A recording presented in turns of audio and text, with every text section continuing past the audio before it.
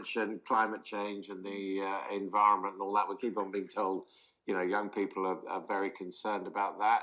Is that a factor in mobilising people to vote? Absolutely. I think I've heard some commentators refer to this as a climate election as well as a Brexit election. I think... So vote Green then? Or... Oh, well, no, absolutely not. I think if there's one thing that young people have made very clear over the last, you know, across the world over the last year, it's that we're ready for a bold, transformative climate change plan. And what you've got, you know, the Tory party, whose own government advisors, former government advisors, have come out and said they're not going to meet their targets, their record is poor. And then you've got a Labour manifesto that's offering real investment in green skills and jobs, a real expansion of cooperative and community energy, and even, you know, things as small as a you know, climate apprenticeship, so we can really invest in green skills and jobs. And I think that is a huge commitment from Labour, and it shows that we're ready and willing to fight climate change with the sort of immediacy that it requires. I mean, more measures on animal rights than actual climate change in the Tory manifesto. Yeah, so there's a huge focus on animal welfare within this manifesto, and I think that is really exciting and something that young people are very much in support of.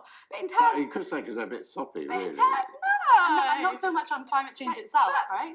No, but not so on much. climate change, they've committed to being carbon neutral by 2050. It's and too that late. that is absolutely not. This claim that we can become carbon neutral by 2025 is absolutely ridiculous. Yeah, but maybe 2030, 2040. I mean, 2050 but is... let's be realistic. I'd rather that Boris made a promise that he actually stuck to. And I think what Corbyn is saying is completely unrealistic, and every single promise will be broken. Or if it's not, then the taxpayer will be paying a considerable more, and not just the 5%. Can I come in just on this point on costing and funding for a second? I think we're missing a real fundamental point here in some of the commentary, which is, you know, some of the social problems that we're talking about, take climate change or mental health crisis, these present real costs to our society further down the line, right? So the cost that it will incur on society to fix the climate change damage that we're doing, the cost of, you know, a workforce that is plagued by mental health problems and the impact that has on productivity, we see it as an investment in a future and reducing costs later down the line. And I think that's a really important argument. Final question.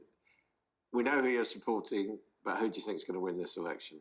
I think we can win the election. I think there's a real sense of hope and a real sense of a willingness to change. Yeah.